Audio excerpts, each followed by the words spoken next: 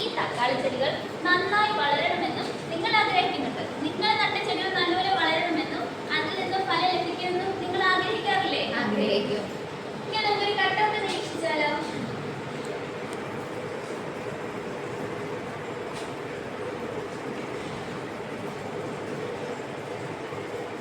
ഈ കട്ടൗട്ടിൽ നിന്നും നിങ്ങളുടെ തക്കാളി ചെടികൾക്ക് വളരാൻ ആവശ്യമായ വസ്തുക്കൾ ഏതൊക്കെയാണ്, വളരാൻ ആവശ്യമില്ലാത്ത വസ്തുക്കൾ ഏതൊക്കെയാണെന്ന് പറയണം.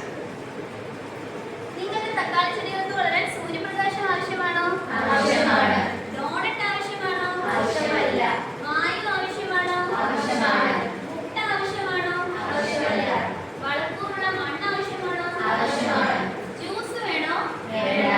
സാൻഡ്വിച്ച് വേണോ? വേണ്ട. വെള്ളം വേണോ? വേണം. അപ്പൊ ഏതൊക്കെയാണ് നിങ്ങൾ തക്കാളി ചെടികൾക്ക് വളരാൻ ആവശ്യമായിട്ടുള്ള വസ്തുക്കൾ? സൂര്യപ്രകാശം, വായു, വളക്കൂറുള്ള മണ്ണ്, വെള്ളം. ശരിയാണ്, മിടുക്ക്.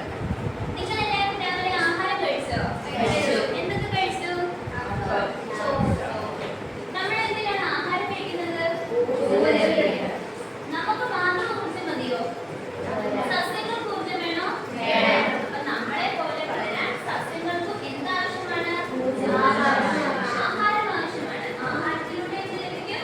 ഊർജ്ജം ലഭിക്കും. ശരിയാണ്. നമ്മുടെ വീട്ടിൽ എവിടെയാണ് ഭക്ഷണം പാകം ചെയ്യുന്നത്? അടുക്കളയിൽ. ആരാണ് ഭക്ഷണം പാകം ചെയ്യുന്നത്? അമ്മ. എന്നാൽ നമ്മുടെ തക്കാളി ചെടികൾക്കുള്ളിൽ എവിടെയാണ് ഭക്ഷണം പാകം ചെയ്യുന്നത് പറയാമോ? ശരിയാണ്, മിടുക്ക്. തക്കാളി ചെടിക്കുള്ളിൽ എവിടെയാണ് ആഹാരം പാകം ചെയ്യുന്നത്? ഇലകളിൽ. സൂര്യപ്രകാശം, കാർബൺ ഡയോക്സൈഡ്, വെള്ളം എന്നിവ ഉപയോഗിച്ച് ഗ്ലൂക്കോസും ഓക്സിജനും നിർമ്മിക്കുന്ന ഒരു ചെറിയ ഫാക്ടറി പോലെയാണ് നമ്മുടെ സസ്യങ്ങൾ. എന്തൊക്കെയാണ്? സൂര്യപ്രകാശം, കാർബൺ ഡയോക്സൈഡ്, വെള്ളം എന്നിവ ഉപയോഗിച്ച് എന്തൊക്കെയാണ് നിർമ്മിക്കുന്നത്? ഗ്ലൂക്കോസും ഓക്സിജനും നിർമ്മിക്കുന്ന ഒരു ചെറിയ ഫാക്ടറി പോലെയാണ് നമ്മുടെ ഇലകൾ.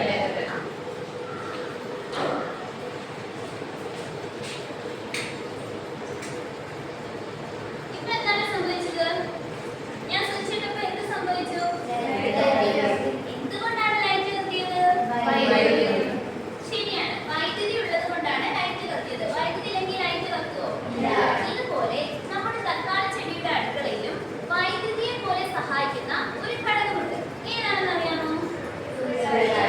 ശരിയാണ്, മിടുക്ക്. സൂര്യപ്രകാശം. വൈദ്യുതിയെ പോലെ നമ്മുടെ സസ്യങ്ങൾക്കുള്ളിൽ വൈദ്യുതിയെ പോലെ സഹായിക്കുന്നതാണ് സൂര്യപ്രകാശം.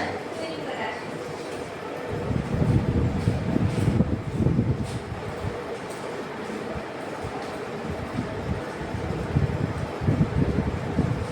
നമ്മുടെ വീട്ടിൽ ആരാണ് ആഹാരം പാകം ചെയ്യുന്നത്? നമ്മുടെ സസ്യത്തിൽ, നമ്മുടെ തക്കാളി ചെടിക്കുള്ളിൽ ആരാണ് ആഹാരം പാകം ചെയ്യുന്നത് അറിയാമോ?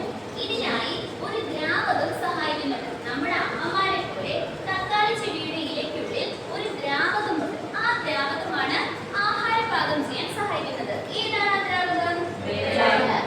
ശരിയാണ്, മിടുക്ക്. നിങ്ങളെല്ലാം ശ്വസിക്കുന്നുണ്ടല്ലോ അല്ലേ?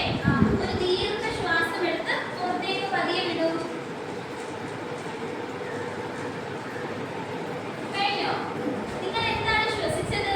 ഓക്സിജൻ. എന്താണ് പുറത്തള്ളിയത്? Carbon dioxide. ഈ രണ്ട് വാതകത്തിലും നമ്മുടെ സസ്യം ഏത് വാതകമാണ് ആഹാരം പാകം ചെയ്യാൻ ഉപയോഗിച്ചതെന്ന് അറിയാമോ? Carbon dioxide. മിടുക്ക്. ശരിയാണ്, കാർബൺ ഡയോക്സൈഡ്. ഇനി നിങ്ങൾ ഈ കട്ടൗട്ട് ശ്രദ്ധിക്കൂ.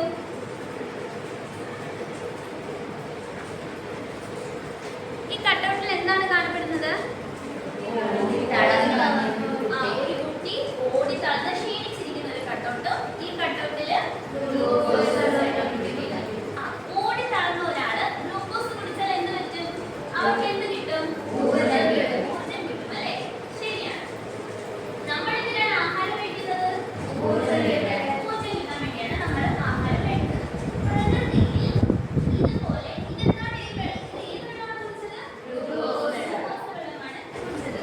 പ്രകൃതിയിൽ ഗ്ലൂക്കോസ് നിർമ്മിക്കുന്നത് ആരാണെന്ന് അറിയാമോ? സസ്യങ്ങൾ. വളരെ ശരിയാണ്, സസ്യങ്ങളാണ് പ്രകൃതിയിൽ ഗ്ലൂക്കോസ് നിർമ്മിക്കുന്നത്. അപ്പൊ നിങ്ങളുടെ തക്കാളി ചെടിയുടെ ഇലയ്ക്കുള്ളിൽ പാകം ചെയ്യുന്ന ഫുഡ് ഏതാണ്? ഗ്ലൂക്കോസ്. വളരെ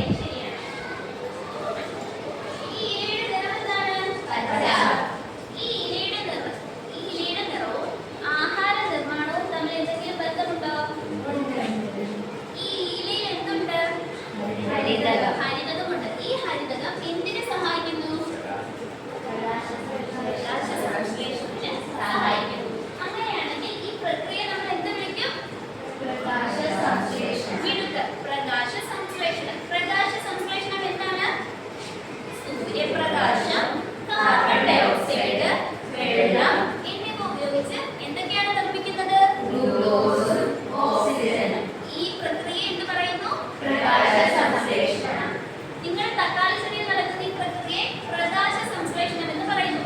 ഇത് വേറൊരു ചെടിയിലാണ് നടന്നതെങ്കിൽ അതിനെന്ത് പറയും? ശരിയാണ്, അതിനും പ്രകാശ സംശ്ലേഷണം എന്ന് തന്നെ പറയും. പ്രകാശ സംശ്ലേഷണം നടക്കുന്ന കുറച്ച് ജീവജാലങ്ങളുടെ പേര് പറയാമോ? നമ്മുടെ തക്കാളി ചെടി ഒരു ഉദാഹരണമല്ലേ? അതുപോലെ പറയൂ. ശരിയാണ്. പ്ലാവ്, തെങ്ങ്, ബ്രിഞ്ചോൾ,